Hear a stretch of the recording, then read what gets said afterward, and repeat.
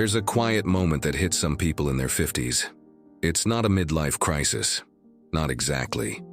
It's more like a whisper that comes after a funeral, or a checkup, or waking up tired again even after a full night's sleep. It says, am I really on track to live the kind of life I want after 70? After 80? Most people shrug it off because the answer feels big and the changes feel hard. But here's the truth. Living well beyond 80 isn't about luck. It's about paying attention to things most people ignore until it's too late. And I don't mean the obvious stuff. You've heard the headlines: exercise, eat better, manage stress. Sure, those matter. But there are hidden reasons, 4 in particular, that quietly shorten lifespans for older adults, even the ones who think they're doing everything right. And that's what we're going to unpack in this video. Because if you're in your 40s, 50s, or 60s right now, you still have time, real time, to course correct, make better choices, and build a body and brain that doesn't just survive into your 80s, but thrives. So take a second and hit that subscribe button if you haven't yet. And tap the bell so you never miss the kinds of life-changing, clear, and practical health topics we cover here every week. It means the world to me, and it helps our whole community grow stronger together. If what I share today resonates with you, give it a like or drop a comment to tell me what landed hardest. Your feedback helps me serve you better, and your voice might help someone else in the process. Now let's talk about one of the most ignored longevity killers hiding in plain sight. Unrecognized chronic inflammation. This one's sneaky. You don't wake up with a flashing light that says inflammation detected. You might just feel a little more tired, a little more puffy, maybe achy in places you never paid attention to before. Some days you think, well, that's just aging.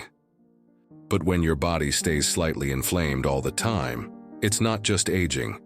It's your immune system stuck in overdrive. And when that happens, every system in your body pays the price. Your blood vessels become less flexible. Your brain function takes a hit. Your heart has to work harder. Your digestion starts skipping beats. Even your skin loses resilience. Here's the scary part. This state of low-grade inflammation is one of the strongest predictors of early death in older adults. It's been linked to heart disease, cancer, dementia, and more. And yet most people don't even know it's happening inside them. So what can you do? You don't need a complete life overhaul. You just need to start noticing and nudging. Are you eating too many processed foods, too many refined sugars, too many late-night snacks? Is your sleep broken or shortened by screen time or stress? Try one change this week, just one. Maybe add a handful of berries to your breakfast. Maybe take a 10-minute walk after dinner. Maybe switch your afternoon snack from crackers to a boiled egg or a few walnuts. Every little shift sends a new message to your body. We're calming down. We're restoring balance. We're turning the fire down. And those changes, they add up faster than you think. Let's stay in this rhythm for a moment. Deep breath in, slow breath out. Now let's keep going, because there's another hidden risk factor that too many people skip over. And it starts showing up in the quietest part of your day. Let's go back to that quiet part of your day I mentioned, the stretch just before bedtime. Maybe you're brushing your teeth. Maybe you're scrolling through your phone one last time. Maybe you're just sitting with a warm drink in your hands, letting the day settle. That's the moment most people stop paying attention. But for many older adults, what happens in those final hours before sleep, or what doesn't happen, can slowly chip away at their health. I'm talking about poor quality sleep. Not just not enough sleep, but the kind that leaves you technically unconscious but never truly restored. See, it's not just about clocking in 7 or 8 hours. It's about how deep those hours are, how smoothly your body cycles through REM, how gently your brain clears toxins, how well your organs reset. And here's the kicker. After 60, your body doesn't do this as easily. Your melatonin dips, your circadian rhythm weakens, and unless you're actively supporting it, your sleep becomes lighter, shorter, and far less effective. And when that happens, so much else follows. Memory begins to slip. Appetite regulation goes haywire, blood pressure spikes, inflammation rises. You start to crave sugar just to stay alert, which makes the whole cycle worse. The body doesn't heal as well because the night isn't doing its job. Poor sleep is one of the most under-discussed causes of early decline after 70, and most people only realize how broken it was after a health scare forces them to look closer. But you don't have to wait. You can. Start with small, consistent steps. Dim the lights an hour before bed. Even just that one change tells your brain it's time to wind down. Skip the late-night news scroll that sends your stress hormones soaring. Keep your room cool and quiet. And if your mind races when your head hits the pillow, write down your thoughts before bed. Or listen to soft, guided audio that lulls your system into calm. And if you're waking up multiple times a night, especially to use the bathroom, bring it up with your doctor. It could be something as simple as a hydration tweak, or as serious as a signal from your heart, bladder, or prostate. Either way, awareness opens the door to better choices. Let's not underestimate this. Good sleep is not a luxury. It's a requirement. It's the workshop where your brain sharpens, your cells repair, your organs reset, and your spirit recharges. And if you want to live past 80 with clarity and strength, it starts with that simple, sacred rhythm of rest. So, tonight, give your body what it's asking for. Now, there's another hidden reason many people struggle to reach their 80s, and this one is far less physical, but it's just as powerful. We often think of health as purely physical: meals, movement, medications. But there's a quiet force underneath it all that makes every heartbeat steadier, every breath deeper, every day worth waking up for. And that's connection. Here's the truth no one says out loud enough. Loneliness is lethal, especially after 60.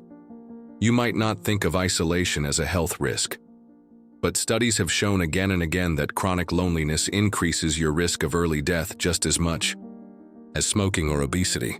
And not because it feels bad, because it literally rewires your stress response, damages your heart, weakens your immune system, and fuels inflammation throughout the body. When your phone doesn't ring, when no one stops by, when there's no hand to hold or story to share, your nervous system slips into a low-grade survival state. Over time, that state becomes your new normal. Your cortisol stays high, your sleep suffers, you move less, you eat differently, and the cycle spirals. Now, I know life changes. Kids grow up, friends move, people pass. The rhythms that used to anchor you quietly shift until you don't even notice how alone you've become. But here's the invitation. Don't let the silence win. Don't let it convince you that no one wants to hear from you, or that it's too late to make new connections. Because even one call, one lunch, one hobby group or walking partner can start changing your biology from the inside out. You don't need a crowd. You need one or two safe, consistent connections. People who ask how you're doing and wait for the answer. People who see you, who remind you of who you are and what you still bring to this world. And if you don't have those people yet, create the opening, volunteer somewhere once a week, join a class, smile first at the coffee shop, comment on a community board. Start with a small hello and watch what grows, because independence doesn't mean isolation, and dignity doesn't mean disappearing. You matter, and your body knows it. Now let's land this together with one final hidden reason, one that's often camouflaged in busyness, in habits, in routine, and it's this: unprocessed grief. You know the kind I mean. The kind you keep tucking away so you can keep functioning. The kind that sneaks up at night in the quiet, or on a birthday you don't want to remember. The kind that still lives in your chest years later. Grief isn't just an emotion, it's a biological event. When we don't give it room to breathe, it settles into our tissues, our joints, our hearts. It weighs down the immune system. It amplifies chronic pain. It shortens our fuse and our focus. And over time, it quietly wears the body out from the inside. Most older adults carry grief, not because they did anything wrong, but because they've lived long enough to love deeply and to lose. And if we don't make space for that truth, if we pretend that aging means getting over it or being strong for others, we rob ourselves of healing. So what can you do? Start by acknowledging it, out loud, to yourself, to someone you trust, to a journal, to the sky. Let the feelings speak. Cry if you need to. Laugh if it sneaks up on you. Share the story again. Don't bottle the moments that shaped you, because unspoken grief becomes a quiet illness, but grief that's witnessed becomes something else entirely. It becomes a sign that you lived fully, that you cared deeply, that you're still human. And that kind of vulnerability? That's not weakness, that's strength, that's survival, that's wisdom. So, when we talk about what keeps people from reaching their 80s, we're not just talking about diet or exercise. We're talking about the inner world, of sleep, of sadness, of stillness and support. And when you nourish all of that, when you honor the whispers before they become screams, when you reach out instead of shutting down, you don't just live longer, you live deeper. That's the kind of life worth protecting. That's the kind of future still waiting for you. Let's keep choosing it together. If you'd like, I can help turn this series into a full voiceover script with timestamps, or turn key moments into YouTube shorts. Just let me know how you'd like to build on it.